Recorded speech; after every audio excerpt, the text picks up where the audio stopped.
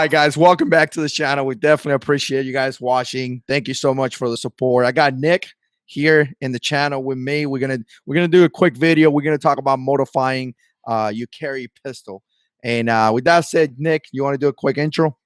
Yeah. Hey, what's going on, guys? Nick from Practically Tactical. I have a YouTube channel, as well as the show that runs on my YouTube channel is also available on podcast via the Firearms Radio Network.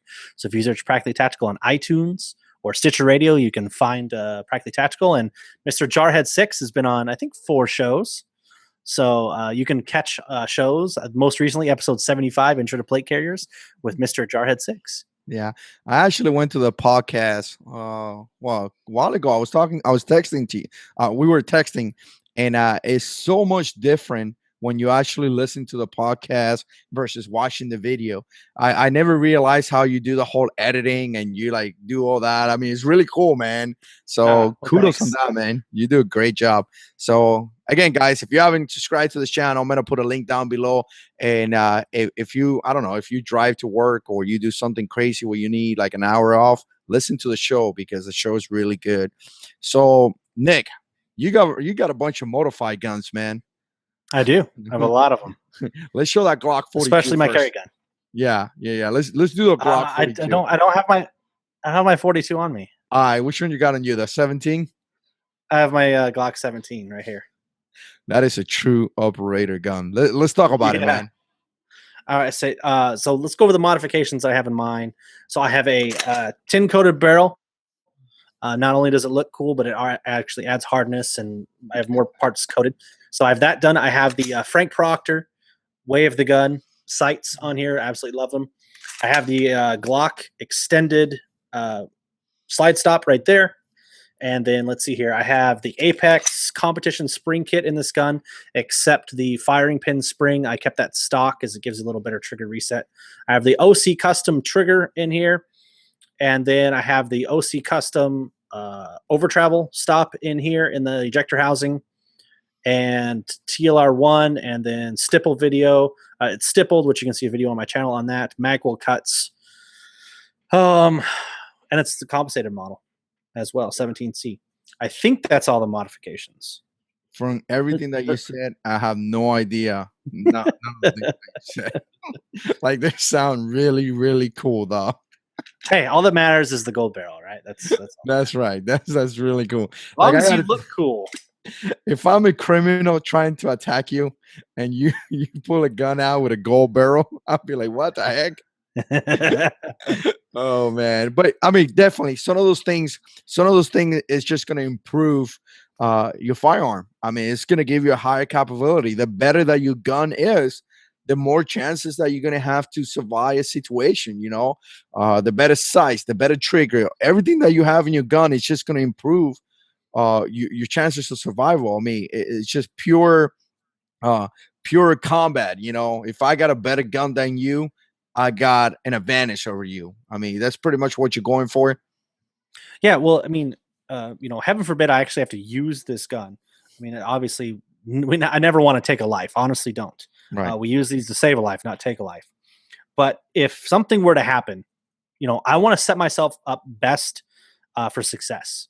And so doing that is that's basically why I've modified my carry gun to where, like, let's look at recent events. For example, let's look at the theater shooting, where for some reason it's a gun-free zone in movie theaters, and shootings keep happening there. That's crazy. But think about your movie theaters, like an IMAX theater. How large is an IMAX theater? We're talking 100 yards probably. Even in my local Marcus theaters or whatever it is, one side to the other, we're talking at least 50 yards. Stock Glock sights might be a little more difficult of having an accurate shot if there's people running around or whatever. So upgrading those sights, upgrading that trigger pull to a shorter, crisper trigger is going to help you. All those little things will add up to really help you make you a better shooter. Yeah. No, I definitely agree. Now, I always hear guys saying, look, if you find yourself in a confrontation, and again, I feel just like you. I pray to God that I never have to use my gun. I don't want to. I don't think it's cool. I don't think it's, what a lot of guys out there said. I think that it's horrible. And if you ever have to use your firearm, I think it's gonna follow you the rest of your life. And I think it's a situation that you never want to find yourself on, in that type of situation. And I being in those type of situation where I had to use my gun for specific situations, and it's just not something that you want to do. But a lot of people talk about, hey, you know what? If you actually shoot somebody, they're gonna take your gun away. They're just gonna take it away. They're gonna put in the evidence, and you're gonna lose all that money. And to me, like it blows my mind.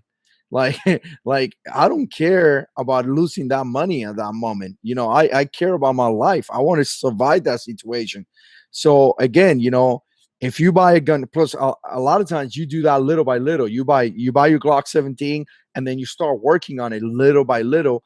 But if it saves your life and it gets, taking away from you for 1 year, 2 years, or whatever it is, I mean, do you really care? You know what I'm saying? You it saved your life, man.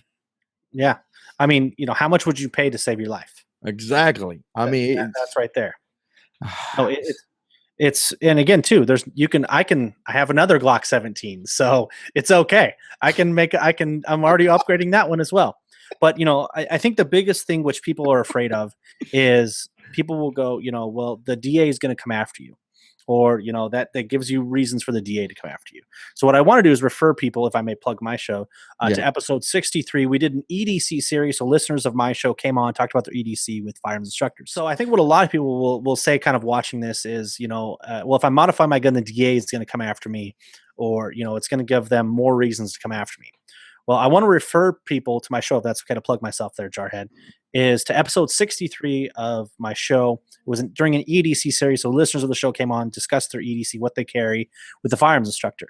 And for those who aren't familiar with Brandon Nolatak, a police officer, has been involved in a lot of court shootings, and we kind of covered that during the show. Was here's the real fact is, if number one, if your shoot is not good, you're in trouble anyways. So number one, you got to make sure you have the training to make sure you do a good shoot. That's number one, a good self-defense shoot.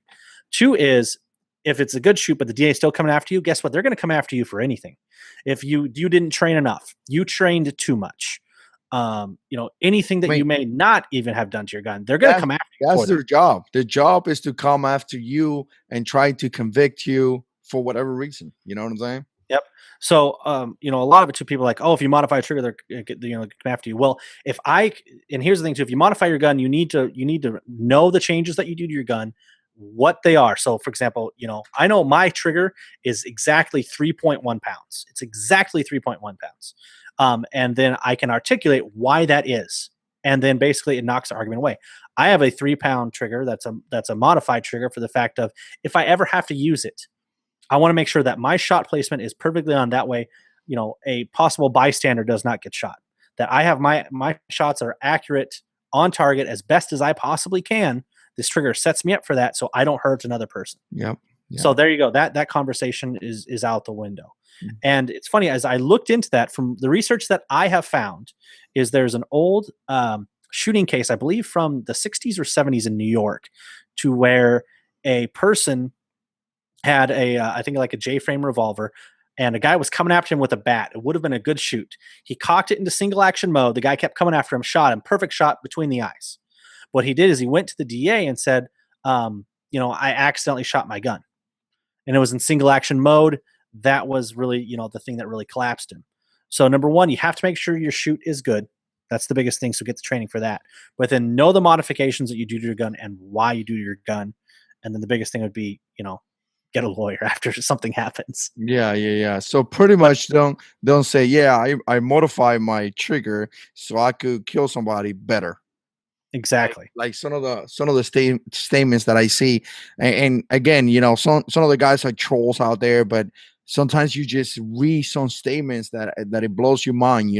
Somebody comes inside my house, I just gonna kill him.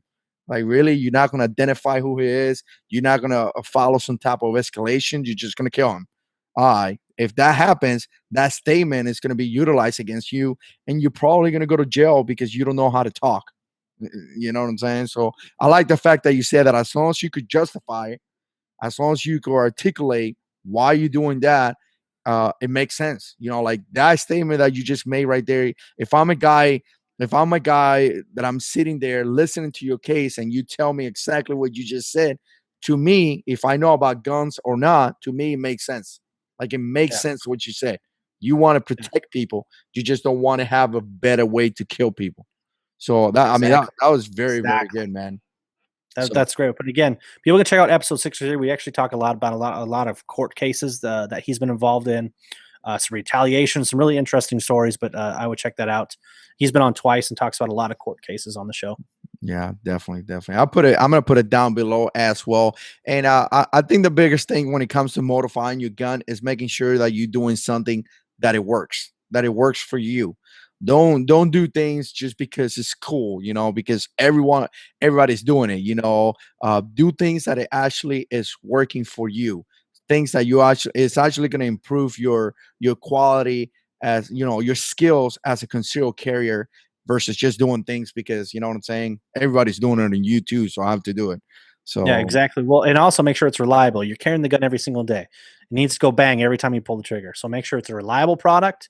That there's plenty of positive reviews out there. It's a reliable. Everyone's come out and it's been around for a while.